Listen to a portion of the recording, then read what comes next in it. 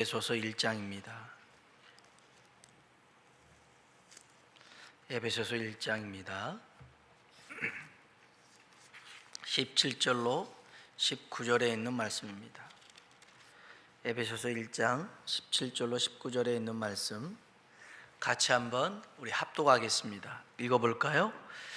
우리 주 예수 그리스도의 하나님 영광의 아버지께서 지혜와 계시의 영을 너희에게 주사 하나님을 알게 하시고 너희 마음의 눈을 밝히사 그의 부르심의 소망이 무엇이며 성도 안에서 그 기업의 영광의 풍성함이 무엇이며 그의 힘의 위력으로 역사하심을 따라 믿는 우리에게 베푸신 능력의 지극히 크심이 어떠한 것을 너희로 알게 하시기를 구하노라. 아멘. 아멘. 우리 한번 인사합시다. 하나님의 은혜가 당신에게 임하기 원합니다. 하나님의 은혜가 당신에게 임하기 원합니다. 아멘. 한 번 더요. 하나님이 당신에게 복 주시기를 원합니다. 하나님이 당신에게 복 주시기를 원합니다. 아멘. 아멘. 인생에 중요한 세 가지 금이 있죠. 돈을 상징하는 황금, 또 음식을 상징하는 소금, 그리고 시간을 상징하는 지금이 있죠. 이 말을 어떤 남편이 아주 감명 깊이 들었습니다. 그래서 아내에게도 문자를 보냈어요. 여보, 세상을 살아가는데 중요한 세 가지 금이 있다고 하네. 뭘까? 라고 했더니 잠시 후에 답장이 왔어요. 현금, 지금, 입금 이렇게 나왔어요. 돈, 지금, 입금해 줘. 그걸 했어요. 이 문자를 보고 남편이 얼마나 당황했는지 몰라요. 그래서 다시 문자를 보냈어요. 방금, 조금, 입금 이렇게 했어요. 참 괜찮은 남편인 것 같아요. 사람이 돈 벌게 몰라 이럴 수도 있는데 참 괜찮은 남편이에요.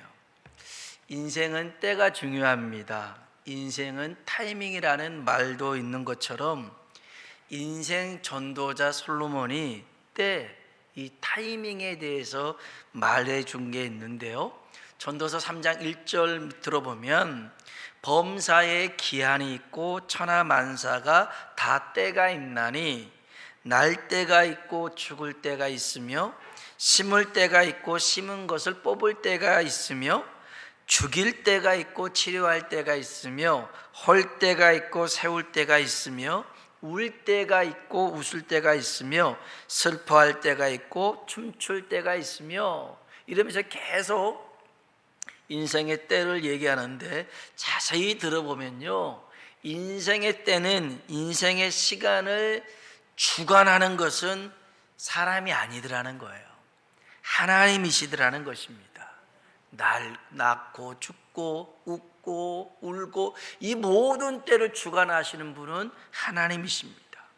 그래서 전도서 3장 11절에 하나님이 모든 것을 지으시되 때를 따라 아름답게 하셨고 이렇게 말씀하고 있습니다. 누가 지었다고요? 하나님이 모든 것을 지었습니다. 그래서 모든 것을 때를 따라 아름답게 하시는 분도 하나님이시고 합력하여 선을 이루시는 분도 하나님이신 줄로 믿습니다. 이 하나님께서 우리를 만드셨을 때 우리 마음 안에 특별한 선물을 심어놨습니다. 어떤 선물을 심어놨느냐? 다시 전도서 3장 11절에 보면 하나님이 모든 것을 지으시되 때를 따라 아름답게 하셨고 또 사람들에게는 영원을 사모하는 마음을 주셨느니라. 아멘. 영혼이 아니라 영원을 사랑하는 마음을 주셨다는 겁니다. 우리가 이 땅에 살아가는 것은 잠시고요, 우리는 영원을 바라보며 영원을 꿈꾸며 살아가야 되는 존재들인 줄로 믿습니다. 그렇기 때문에 우리는 오늘 은혜를 받아야 됩니다. 지금 구원의 은총을 누려야 됩니다. 고린도후서 6장 2절에 보니까 보라 지금은 은혜 받을 만한 때요 보라 지금은 구원의 날이로다 말씀하셨습니다.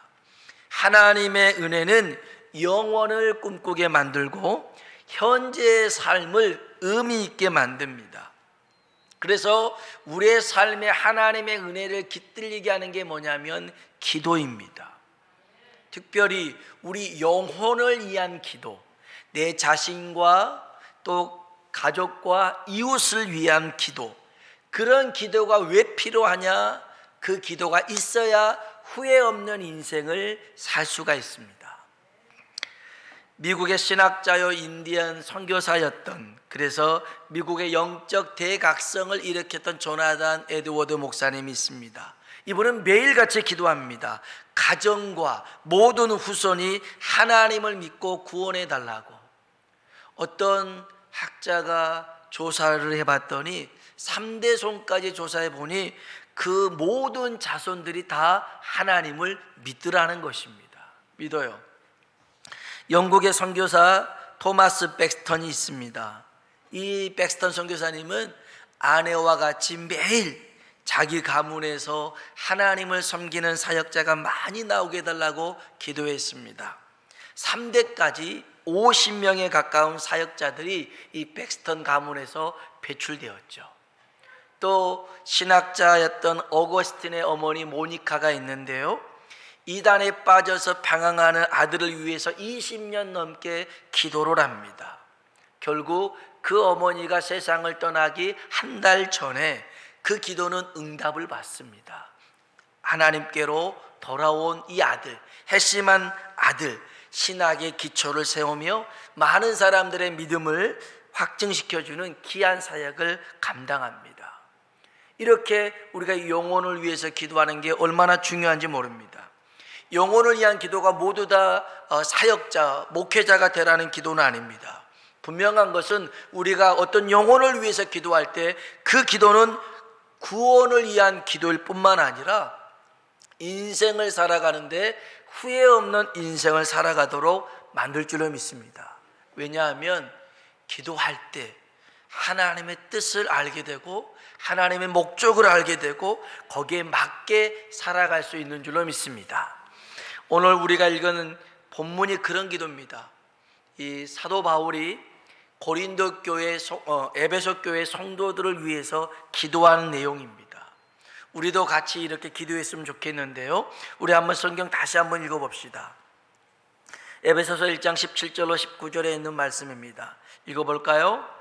우리 주 예수 그리스도의 하나님 영광의 아버지께서 지혜와 계시의 영을 너희에게 주사 하나님을 알게 하시고 너희 마음의 눈을 밝히사 그의 부르심의 소망이 무엇이며 성도 안에서 그 기업의 영광의 풍성함이 무엇이며 그의 힘의 위력으로 역사하심을 따라 믿는 우리에게 베푸신 능력의 지극히 크심이 어떠한 것을 너희로 알게 하시기를 구하노라. 아멘. 아멘. 이 기도는요, 바울이 에베소 성도들을 위해서 매일 구했던 기도입니다. 그러니까 물론 믿지 않는 사람들이 아니라 믿는 성도들을 위해서 기도했던 건데 세 가지입니다. 이 세 가지 모두 다 성령님과 연관이 되어 있죠. 그 첫 번째 기도는 이거였습니다. 하나님을 알게 하소서였습니다. 하나님을 알게 하소서. 17절에 우리 주 예수 그리스도의 하나님 영광의 아버지께서 지혜와 계시의 영을 너에게 주사 하나님을 알게 하소서. 여러분, 하나님을 아는 것은 매우 중요합니다. 우리가 망할 수도 있고 흥할 수도 있는 기준이 하나님을 아는 지식입니다. 호세아서 4장 6절에 보니까 내 백성이 지식이 없음으로 망하는도다 그랬어요. 여기서 지식이 뭐냐면 하나님을 아는 지식입니다. 내 백성이 지식이 없음으로 망하는도다. 호세아 4장 1절에는 구체적으로 말하죠. 이스라엘 자손들아 여호와의 말씀을 들으라. 여호와께서 이 땅 주민과 논쟁하시나니 이 땅에는 진실도 없고 인애도 없고 하나님을 아는 지식도 없나니. 하나님을 아는 지식이 없어서 망했더라는 거예요. 심지어는 제사장인데도 하나님을 아는 지식이 없었습니다. 하나님을 아는 지식. 엘리의 두 아들이 있었습니다. 홈니와 비느하스가 있었는데요, 제사장이었습니다. 그런데 성경에 보니까 그들은 하나님을 모르더라는 겁니다. 세상에 제사장인데요, 매일 제사를 드리는데요, 매일 성전 안에 있는데요, 하나님을 알지 못하더라는 거예요. 성전 안에 있어도 하나님을 모를 수가 있어요. 하나님을 믿는다고 해도 하나님을 모를 수가 있어요. 하나님을 아는 지식이 없어서 망하더라는 거예요. 홈리와 비누아스도 한날 그렇게 인생을 망하고 말지 않습니까? 하나님을 아는 지식이 없어요. 그러면 하나님을 아는 지식이 뭐냐? 우리 한번 성경을 봐볼까요? 구약 성경입니다. 이사야서입니다. 구약 성경 시편 뒤에 이사야 조금 넘겨보면 이사야가 나옵니다. 이사야 1장입니다. 2절 볼까요? 하나님이 애끓는 마음을 가지고, 이거 하나님이 하시는 말씀입니다. 이사야 1장 2절에 있는 말씀입니다. 같이 한번 읽어볼까요? 하늘이여 들으라, 땅이여 귀를 기울이라. 여호와께서 말씀하시기를 내가 자식을 양육하였거늘 그들이 나를 거역하였도다. 내가 자식을 양육했는데 그 자식이 나를 거역했더라는 겁니다. 3절요. 3절 읽어봅시다. 소는 그 임자를 알고 나귀는 그 주인의 구유를 알건만은 이스라엘은 알지 못하고 나의 백성은 깨닫지 못하는도다 하였도다. 아멘. 말 못하는 짐승들도 주인을 알고 구유도 알고만 이스라엘 백성, 내 자녀는 나를 모르더라는 거예요. 나를 몰라요. 하나님이 얼마나 속상했는지 몰라요. 그래서 4절입니다.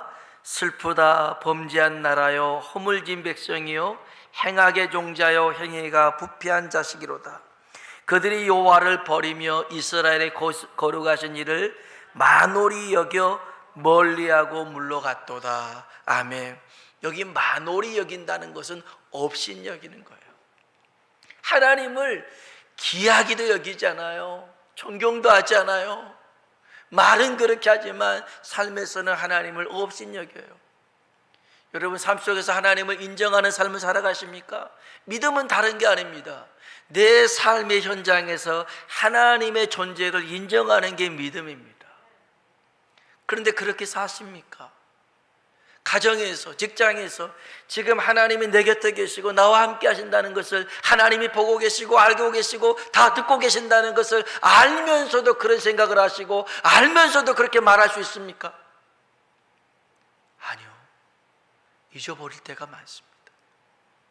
어찌 보면 하나님이 옆에 계심을 인지하고 싶지 않을 때가 많습니다. 왜요? 그래야 내 마음대로 할 수 있거든요.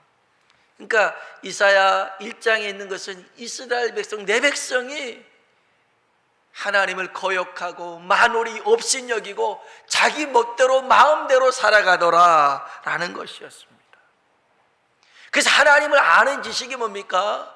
하나님이 창조주이시오, 하나님이 나의 주인이시오, 나의 아버지시오, 이렇게 믿는 믿음이 하나님을 아는 지식입니다. 그리고 그분이 지금 우리와 함께 하신다는 겁니다. 함께 하시오. 이게 하나님을 아는 지식입니다. 여러분, 하나님은 좋으신 분입니다. 선하신 분입니다. 항상 옳으신 분인 줄로 믿습니다. 로마서 8장 32절에 보면 자기 아들을 아끼지 아니하시고 우리 모든 사람을 위하여 내어주시니가 어찌 그 아들과 함께 모든 것을 우리에게 주시지 아니하겠느냐 말씀이 있어요. 하나님이 예수님을 아낌없이 주셨는데 우리를 위해서 뭘 아끼시겠냐는 거예요. 예수님과 함께 우리에게 모든 것을 다 주실 수 있는 줄로 믿습니다. 빌립보서 4장 19절에 있는 말씀은 나의 하나님이 그리스도 예수 안에서 영광 가운데 그 풍성한 대로 너희 모든 쓸 것을 채우시리라. 이런 복이 여러분에게 임하길 주의 이름으로 축복합니다. 하나님이 그 영광 가운데 우리 모든 쓸 것을 풍성하게 채우는 것, 그것을 경험하려면 하나님이 나의 창조주요, 나의 주인이요, 나의 아버지요, 지금도 나와 함께 하심을 믿는 믿음이 필요하더라는 거예요. 이게 하나님을 아는 지식이에요. 하나님을 알 때 우리는 그 은혜의 풍성함을 누릴 수 있게 된 줄로 믿습니다. 그러기 위해서 뭐가 필요합니까? 아까 읽었던 에베소서 1장 17절에 한번 17절 말씀 볼까요? 우리 주 예수 그리스도의 하나님 영광의 아버지께서 지혜와 계시의 영을 너희에게 주사 하나님을 알게 하시고. 아멘. 지혜와 계시의 영이 누굴까요? 성령님입니다. 우리가 하나님을 알려면 반드시 성령님의 도우심이 필요하더라는 겁니다. 왜냐하면 성령님은 하나님을 잘 아신 분이거든요. 누차 성경 말씀을 이렇게 살펴보는데 이 말씀은 여러분의 성경에 다 밑줄이 그어져 있어야 되고요, 암기하고 있어야 되는 말씀이에요. 우리 성경 고린도전서 1장 9절입니다. 고린도전서 1장 9절, 이 말씀은 여러분 성경에 다 표시되어 있어야 돼요. 고린도전서 2장입니다. 고린도전서 2장 9절입니다. 고린도전서 2장 9절 같이 한번 읽어봅시다.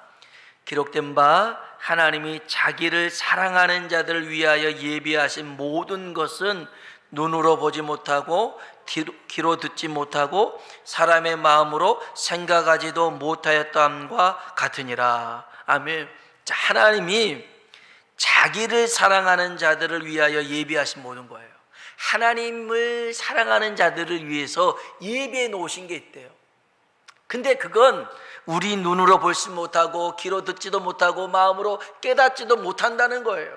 하나님이 준비해 놨는데, 예배해 놨는데 우리로는 도저히 발견할 수가 없대요. 그런데 이걸 발견케 하신 분이 있어요. 10절입니다. 읽어볼까요? 오직 하나님이 성령으로 이것을 우리에게 보이셨으니 성령은 모든 것 곧 하나님의 깊은 것까지도 통달하시느니라. 아멘. 오직 하나님이 성령으로 이것을 우리에게 보이신다는 겁니다. 정말 여러분이 그 은혜의 풍성함을 누리기를 원하신다면 성령님의 도우심을 구해야 됩니다. 성령님의 도움 없이 우리는 하나님이 쌓아두시고 예비하신 그 복을 누릴 수가 없어요. 누릴 수가 없습니다. 그래서 지혜와 계시의 영이신 성령으로 충만하길 주의 이름으로 축원합니다. 그래서 우리는 기도해야 됩니다. 하나님, 우리에게 지혜와 계시의 영을 충만히 허락하사 하나님을 알게 하여 주옵소서. 하나님을 알아야 내가 복을 받을 수가 있습니다. 두 번째 기도는 어떤 기도냐? 우리의 마음의 눈을 밝혀달라는 기도입니다. 우리 다시 성경 에베소서 1장 18절에 있는 말씀입니다. 우리 자막도 한번 띄워주시고요. 에베소서 1장 18절에 있는 말씀 같이 한번 읽어봅시다. 너희 마음의 눈을 밝히사 그의 부르심의 소망이 무엇이며 성도 안에서 그 기업의 영광의 풍성함이 무엇이며. 아멘. 아멘. 우리의 마음의 눈을 밝혀달라고 우리는 기도해야 됩니다. 영혼의 눈이 열려야 됩니다. 닫혀 있으면 눈앞에 계신 주님도 보지 못합니다. 알지 못합니다. 엠마오로 가는 두 제자가 있었습니다. 예수님이 십자가에 죽은 것을 목격했습니다. 그리고 이제 낙심과 시리에 빠져서 예루살렘에서 엠마오로 내려가고 있을 때 예수님이, 부활하신 예수님이 그들에게 나타납니다. 누가복음 24장에 보니까 성경에 그럽니다. 그들의 눈이 가리워져서 옆에 계신 예수님을 보지 못합니다. 눈이 가리워지니까요, 슬픔 속에, 근심 속에 빠져 살아갑니다. 이때 부활의 주님이 말씀을 가르쳐 줍니다. 그리고 떡을 나눠줍니다. 그러니까 그들의 눈이 밝아졌다라는 것입니다. 그래서 예수님을 보게 됩니다. 물론 예수님이 떡도 떼줄 때 이 눈이 밝아지고 말씀을 가르쳐 줄 때 이 안에서 막 뜨거움을 느끼게 되었습니다.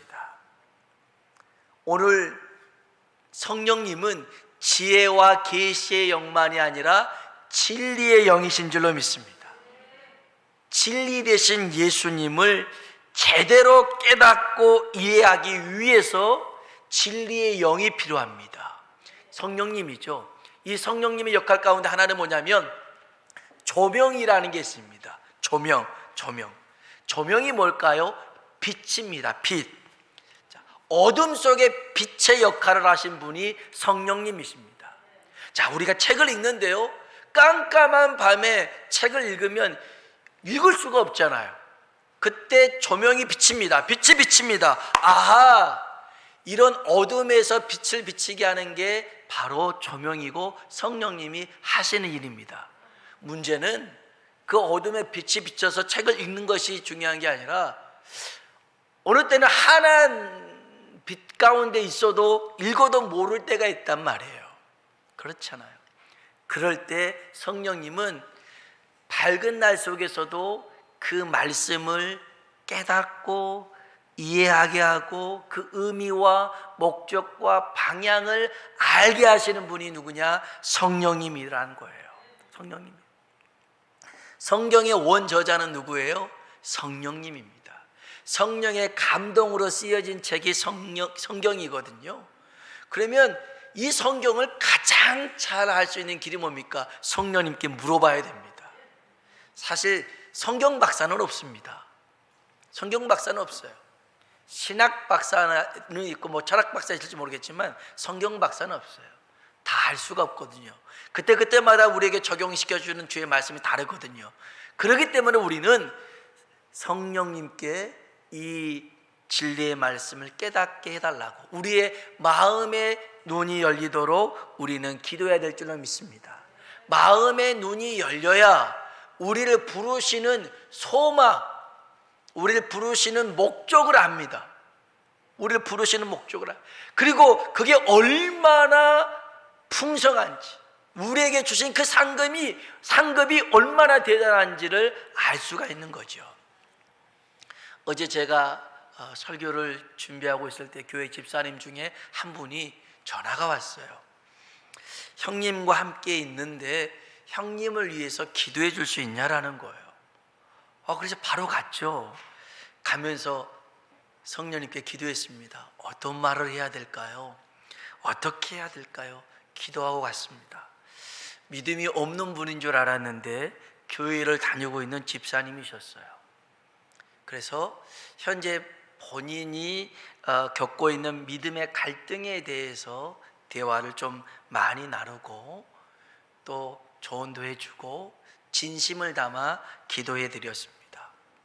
한 30분 남짓 대화를 나눴는데요, 대화를 나눈 중에 그분을 위해서 갔는데 오히려 그 대화 속에서 하나님이, 성령님이 저에게 교회가 해야 될 일들, 교회가 나아가야 될 방향들을 말씀해 주셨어요.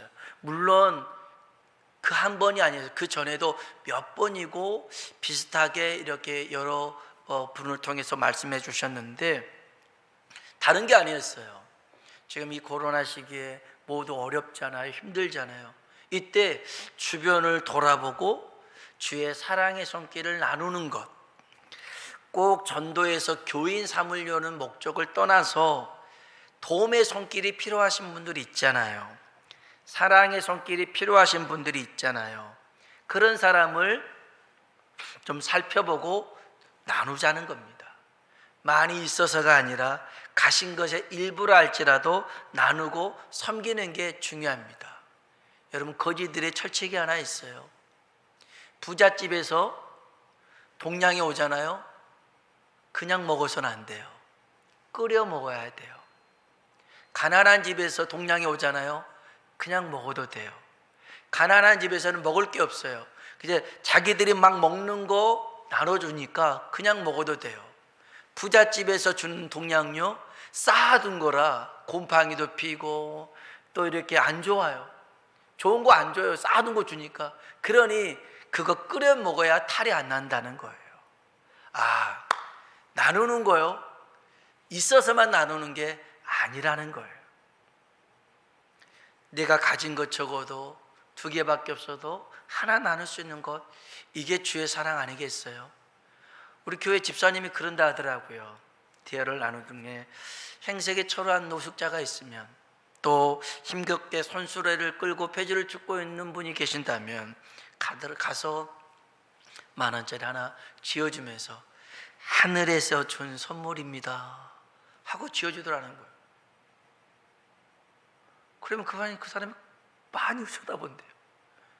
그리고 돌아오면 어찌 보면 큰 액수일 수 있고 작은 액수일 수 있겠지만 그 마음 안에 밀려오는 기쁨이 너무 크더라는 거예요. 여러분, 지금도 연탄 떼는 분들이 있을까요? 있습니다. 그분들을 뭘 한 것이 아니고요, 있습니다. 하루 연탄 떼는데 5장 필요하답니다.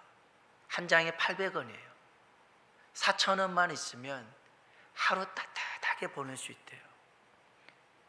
근데 그거를 살 수 없고 또 그걸 또 배달해 주는 사람도 없어서 힘겨운 겨울을 보내고 있는 이들이 있대요. 저도 굉장히 그 마음에 도전이 되는 부분들 중에 한 가지였어요. 또 방송을 들어보니까요, 여러분 혹시 롱패딩 집 있습니까? 집에 롱패딩 거의 하나씩 있잖아요. 어떤 아이는 초등학교 4학년짜리 여자아이인데 롱패딩이 없어요. 숏패딩, 그냥 허리에 오는 것밖에 없어요. 그래서 늘 추워하는 그런 아이들이 있대요. 하루에 몇 끼 드십니까? 3끼 드시지 않습니까? 뭐 2끼 그런데 지금도 하루에 1끼밖에 못 먹는 사람들이 있더라는 거예요. 남의 얘기 아닙니다. 우리 한국에서 일어나는 일이고 조금만 돌아보면 그런 일들이 많이 있어요. 우리가요, 마음의 눈이 열리길 기도하는 것이 뭐냐면, 하나님이 지금 나를 이곳에 이 일 가운데 부르시고 세우신 목적이 뭐냐라는 것을 알게 하는 거예요. 알게 하는 거예요. 여러분 사는 아파트에 경비하신 분들이 있잖아요. 핫팩 하나라도, 그냥 호빵 하나라도 따뜻하게, 늘 고맙습니다, 인사 못했는데 늘 감사합니다, 그 말 한마디에 거기에 주의 사랑이 스며들 수가 있는 거예요. 일을 하고 있다면 오는 손님들을 반갑게 맞이해주고 축복해주고 인사해주고, 그게 어찌 보면 큰일 아니잖아요. 일상이지만 하나님께서 우리의 마음의 눈을 밝혀주셔서 그 부르심의 소망, 그 기업의 영광의 풍성함을 누릴 수 있고 알 수 있게 하더라는 것입니다. 여러분, 마음의 눈이 열려야 하나님을 볼 수 있습니다. 마음의 눈이 열려야 하나님이 보시는 것을 볼 수 있습니다. 마음의 눈이 열려야 진짜 가치가 뭔지, 의미 있는 것을 뭔지를 알 수가 있습니다. 오늘 진리의 영이신 성령님께서 우리의 삶 가운데 이런 조명의 은혜가 있길 주의 이름으로 축복합니다. 비춰주시면, 이런 의미셨군요. 그래서 나를 이렇게 불러주셨군요. 그래서 내게 이걸 주셨군요. 욕심 부리지 말고 주변을 돌아보아서 주의 사랑을 흘려보낼 수 있는 하나님 사람 되길 주의 이름으로 축복합니다. 마지막 3번째는 이겁니다. 우리가 영혼을 위해서 기도할 때 첫째는 하나님을 알게 해주십시오. 2번째, 우리의 마음의 눈을 밝혀주십시오. 3번째, 하나님의 능력을 경험하게 하소서. 우리 한번 성경, 우리 에베소서 1장 본문 말씀이죠. 19절 말씀 보겠습니다. 에베소서 1장 19절 말씀 읽어보겠습니다. 그의 힘의 위력으로 역사하심을 따라 믿는 우리에게 베푸신 능력의 지극히 크심이 어떠한 것을 너희로 알게 하시기를 구하노라. 아멘. 그 하나님의 능력이 얼마나 큰지를 경험하게 해달라는 겁니다. 하나님의 나라는 말에 있지 않고 능력에 있는 줄로 믿습니다. 말만 무성한 곳, 말만 앞장세운 곳에 하나님 나라가 있지 않습니다. 자기를 낮추고 죽기까지 복종하는 곳에 하나님의 나라가 임합니다. 땅에 떨어진 한 알의 밀이 죽을 때에 많은 열매를 맺는 것처럼 우리의 이성과 경험이 죽는 것, 우리의 감정이 죽는 것, 우리의 육체의 욕심이 죽는 것, 그곳에 하나님의 능력이 나타날 줄로 믿습니다. 어떻게 하나님의 능력이 나타납니까? 성령님은 어떤 분이냐면 살리는 영입니다. 살리는 영. 우리 한번 20절 보겠습니다. 20절입니다. 그의 능력이 그리스도 안에서 역사하사 죽은 자들 가운데서 다시 살리시고 하늘에서 자기의 오른편에 앉으사. 아멘. 그의 능력이, 하나님의 능력이 그리스도 안에서 역사하사 죽은 자들 가운데서 다시 살리시는 영, 이분이 성령인 줄로 믿습니다. 여러분, 내가 죽잖아요. 그러면 성령이 우리를 다시 살리십니다. 옛 모습으로 아닌 새로운 모습으로. 전에는 나의 영광을 위해서 살았지만 이제는 하나님의 영광을 위해 사는 존재로 하나님이 바꾸시고 살리실 줄로 믿습니다. 예수님도 십자가에서 그렇게 죽으셨잖아요. 할 수만 있거든 이 잔을 옮겨주십시오라는 그런 마지막에 그런 본능적인 것마저도 내려놓고 내 뜻대로 마시고 아버지 뜻대로 되기를 원합니다 하고 죽으셨어요. 그랬더니 살리시는 영, 성령이 예수님을 다시 살리십니다. 그리고 난 다음에요, 그 말입니다. 여기 예수님의 그 말인데 20절로 22절까지를 읽고 마치겠습니다. 20절로 22절 읽어봅시다.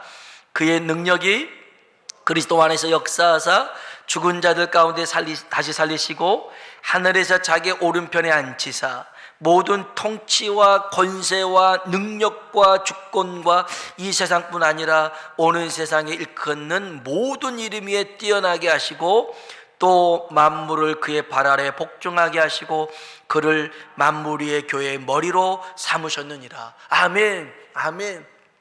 예수님이 안 죽으셨으면 이런 영광을 못 누리실 텐데 죽으셨기 때문에 이런 영광을 누리시고 경험하게 됐더라는 것입니다. 그래서 우리는요, 하나님의 나라를, 하나님의 능력을 경험하기 위해서 내 자신을 처복종시켜야 됩니다. 나를 죽여야 됩니다. 성령을 따라 행해야 됩니다. 갈라디아서 5장 16절에 너희는 성령을 따라 행하라 그리하면 육체의 욕심을 이루지 아니하리라. 성령을 따라 행할 때 육체의 욕심을 이루지 않습니다. 갈라디아서 5장 22절 그리스도 예수의 사람들은 육체와 함께 그 정욕과 탐심을 십자가에 못 박았느니라. 예수의 사람들은 그 정과 욕심을 십자가에 못 박아 죽은 사람이라는 거예요. 마지막으로 갈라디아서 6장 8절에 자기의 육체를 위하여 심는 자는 육체로부터 썩어질 것을 거두고 성령을 위하여 심는 자는 성령으로부터 영생을 거두리라. 아멘. 여러분, 이 썩어질 육체를 위해 살지 말고 영원한 그 하나님의 나라, 그 하나님의 은혜를 꿈꾸며 살아가도록 우리 모두에게 성령의 충만한 은혜가 임하길 주의 이름으로 축원합니다. 우리 마지막으로 우리 본문 말씀 에베소서 1장 17절로 19절 말씀을 다시 한번 읽겠는데요, 여기 너희라는 단어 대신에 여러분의 이름을 넣어서, 자기의 이름을 넣어서 에베소서 1장 17절로 19절 말씀을 읽고 마치겠습니다. 너희 대신 자기 이름을 넣는 겁니다. 자, 읽어보겠습니다.